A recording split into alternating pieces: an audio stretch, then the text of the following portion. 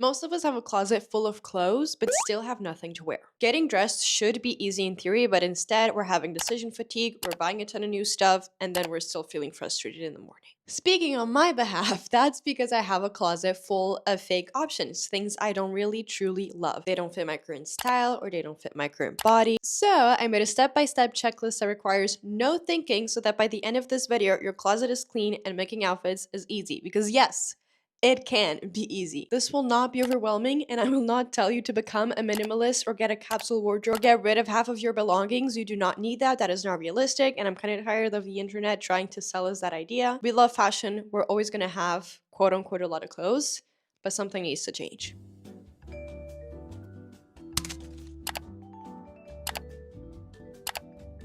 So part number one, what to throw out. I literally cleaned my closet this morning, guys. This actually works. Number one thing that you're gonna do is go through your underwear and just throw out the things that are not nice anymore. I don't know why this happens to all humans, because I feel like we as a species don't usually hold on to things that are like broken. Sure, we need enough pieces so that we don't need to be doing laundry every day, but most of us just have too many. Throwing anything whose fix is either too expensive or just unrealistic, and it's not gonna happen. Like sometimes, unfortunately, fixing something in a pair of jeans is as expensive as buying a pair of new ones, and that doesn't motivate us to get it fixed, but then we also don't throw it out. Socks without a match. If it's been more than 2 laundry loads and you still haven't found the pair of that sock, throw it out. I'm sorry. Those clothes you have for painting your hair so that you can like make it dirty, or for using bleach, or for just being around the house. We all have those clothes, and a part of those we actually use, but a lot of them we don't. We only need 1 t-shirt to wear when we're wearing bleach. Like, keep 3, but don't keep 8 or 10 or 15. And then last but not least, it's kind of similar to the underwear. Winter pajamas, they occupy a lot of space in my closet, or like in my drawers. So I don't want to have a bunch of pajamas that don't look nice anymore, or that are just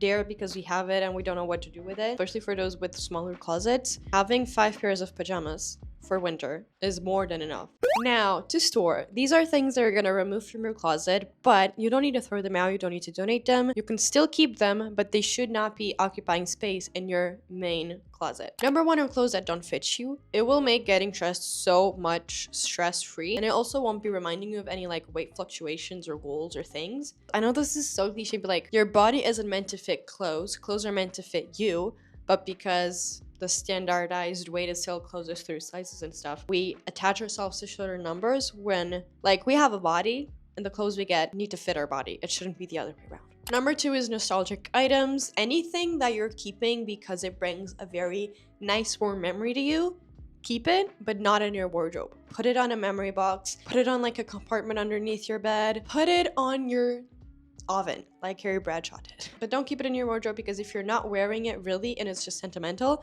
it's going to be creating a fake option. The clothes that need fixing that you will actually fix, you're going to remove from your closet. I don't care if it's just one thing or if it's 4 things. If it's like pants that need hemming, don't put them in your wardrobe. Store them away so that you actually go and get them fixed. Like, for example, right now I have a cardigan that I bought and I don't like the bottoms, and I will only start using the cardigan once the new buttons are in. So I don't have it in my closet. I have it outside so that I have to look at it every morning and be like, I need to change the bottoms, and I don't procrastinate it, and then I change the bottom. I know I told you to throw the things that you have just for being at home, but like, there's things that you actually see that you give wear to and that are useful. That percentage of the clothes that you have for being at home that you actually wear, store them outside of like your main wardrobe. Store them in a drawer or like somewhere else so that you're not seeing them next to your day-to-day clothes. Now we're getting to the annoying, more work part, but I promise it won't be that hard. But first, the break. I think most of you have no idea what I do as my job. I have a company of video editing for content creators. And then last year, I launched a second business, which is a product which is all about teaching people how to edit videos like me. Anyways, this is not self-promo. A big part of selling a product is email marketing, and there are multiple platforms that you can use to do that. But not just for selling products. If you have an email newsletter, for example, you'll also need one. At the time, when I started, I didn't know of Bravo, but then they reached out and I compared them to the other options I know of, and I found out I could be saving $228 per year. I made the math.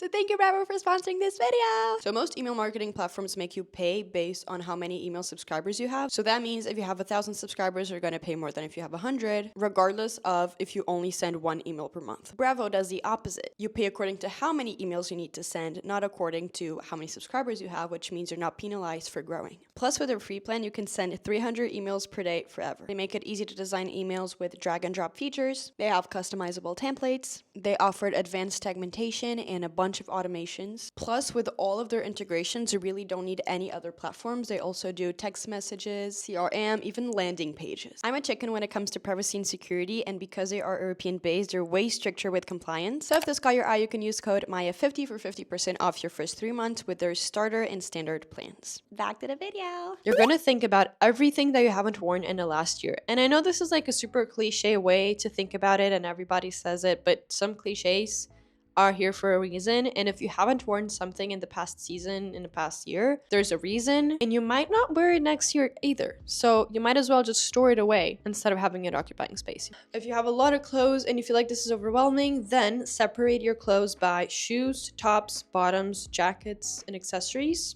and put a 20-minute timer on your phone Monday through Friday.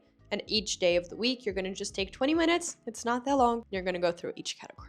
I know this is gonna be a long list, so I made a little template on the description box. You can copy paste it on your phone's notes app, and you can read it as you're doing this so that you don't have to like memorize every question. So the first question you're gonna ask to that first item that you have on your hands, you're deciding if you're gonna get rid of or not, is, do I like how it looks on the hanger?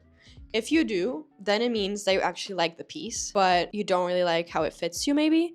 If you don't know if you like it or not, it means that the actual look of the piece is what you're unsure of. So maybe it's not a cute piece. Because there's a very big difference between not liking how something fits you and not liking how something looks or not feeling like it's your style. And depending on what the category is, you're gonna ask different questions. For the clothes that you like on the hanger, but then don't like on yourself, you're gonna put a little makeup on, do your hair. It could be just like a messy bun or whatever state of your hair you like it the most. Curl it, straighten it, make yourself look a little more put together. Again, you don't have to put makeup on, but just make sure you're doing this on a state where you like how your face and your hair looks, because if you don't, a lot of clothes are gonna be thrown out that you actually like just because you weren't feeling yourself. Literally, that is how I evaluate an outfit these days, is like looking at the outfit without looking at my face, because sometimes I'm not liking my face and I don't want that to influence my outfit choices. Anyways, then you're going to try those clothes on. And this is the actual most annoying thing. For these small percentage of clothes that you don't like how it fits, but you like how it looks,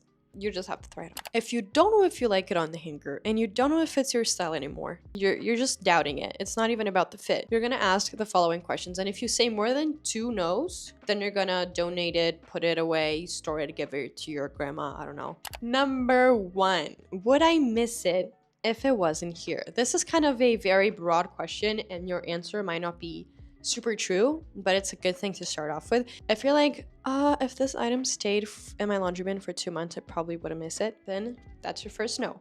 Next up, and I love this question, and this question realistically would maybe get me rid of like 80% of my closet, so sometimes I don't take it super seriously, but it's so good, and it's, would I buy this item again? Number 3 is it still me? I feel like I used to have a lot of things in my closet that I think are objectively cute, but don't feel like my current style. They look good on me, but it doesn't feel like me.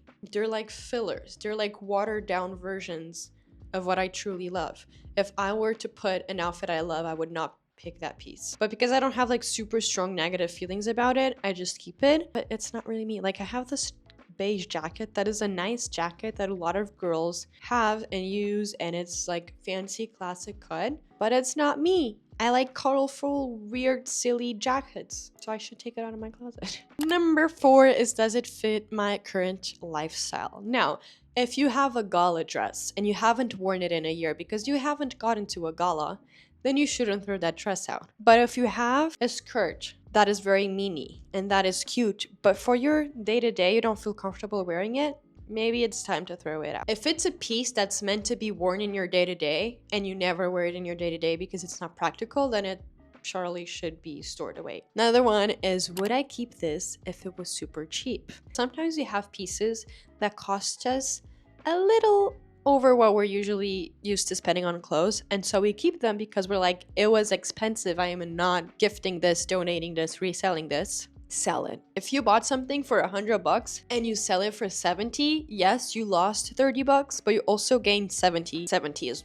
better than 0. Now, big note here, selling clothes on Depop or Poshmark or Vinted, I love doing that, but it's also a little pain in the butt, and a lot of us don't have the patience or time or motivation to do it. So if when you clean your closet, you try to like sell your clothes and then they end up in a pile and then you never sell them or you never take the photos, delete that step. Do not do that because it's just going to create clutter in your house. We need to be realistic. If you don't want to sell your clothes secondhand, donate them, but don't donate them to like a random bin. Find a cool local charity. It can be like a super simple charity and go drop them off there. Because a lot of time the clothes donation bins don't really work that well. You can also ask, is this the thing or the version of the thing that I would always choose? This is a bit confusing. Let's say you have 2 gray cardigans and you always wear one and you only wear the second one when the other one is in the laundry. Or you have 5 basic t-shirts and this is the one that you wear the least and you're keeping it because it's always useful to have another white t-shirt, but at the same time you'll pick any of the other 5 versus this one whenever you have the chance. Maybe it's time to donate it. I'd rather have you, I don't know, this is personal, maybe you don't agree. I'd rather repeat more items and repeat more outfits and not have that much variety, but love what I'm wearing every single day, than 30%, 50%, 70% of my outfits being with clothes that I don't truly, truly love. You're gonna be doing more laundry, but you're gonna be feeling cuter. So keep what you love, think twice about what you just like. Question number 7. This happens to me all the time. Sometimes my brain wakes up and it's like, I want to buy something. And then I just convince myself that I need this staple that I don't have, when in reality, it's a fake staple. I don't actually need it. It's not actually a staple. Fake staples. I always give this example with trench coats. I feel like trench coat is that coat that everybody thinks they want in their closet or like would think would be a staple. I don't have a trench coat and I've never gotten ready and been like, oh, I really need a trench coat for this outfit. If it's raining, I want a puffer. If it's hotter, I want a leather jacket or a denim jacket or like a cotton jacket. I don't need a trench. And if you love a trench, get a trench. But a lot of times we keep things in your wardrobe because we think, oh, it's a staple, but then we never lean towards it. Now we're getting to the hardest questions, because if you haven't eliminated your item until now, it's because you're having serious doubts. So you're gonna ask yourself, can I style this in 3 ways? If it's a top, think about 3 bottoms you have that you would realistically style it with for a normal day. If it's a bottom, you can think about 3 tops that you would style it with. This is not sponsored, but I use Index to catalog my whole closet and make my outfits. And so whenever I'm doubting a piece, I just try to make 3 outfits on the app with that piece. I know this is like a lot of work, but for me, it is so helpful in my day-to-day that it was totally worth it. I also do styling services on there, so you can check that in the link in my bio. And the next question is, do I not like it or am I just sick of it? It's okay if you're sick of a piece, but you know you still like it, just store it away. Don't keep it in your closet. And number 10, last but not least, is, do I love it more than a friend or a family member would? You know those pieces that a friend compliments you on and you're like, actually, I didn't even love this that much, but they love it? Do a clothing swap event with your friends. Literally next Saturday, this is so fun. I hope some of you guys do this. Next Saturday, text a few friends, ask them to come to your house and to bring like 2 pieces, 5 pieces of clothing that you haven't worn in the past year, and then do a swap. And then you have new clothes, your friends will have new clothes, you'll all be happy, and you won't have fake options in your wardrobe. Now that's it, folks. Again, you can use my code MY50 for 50% off the starter or standard plans. I'll see you in my next video. Bye!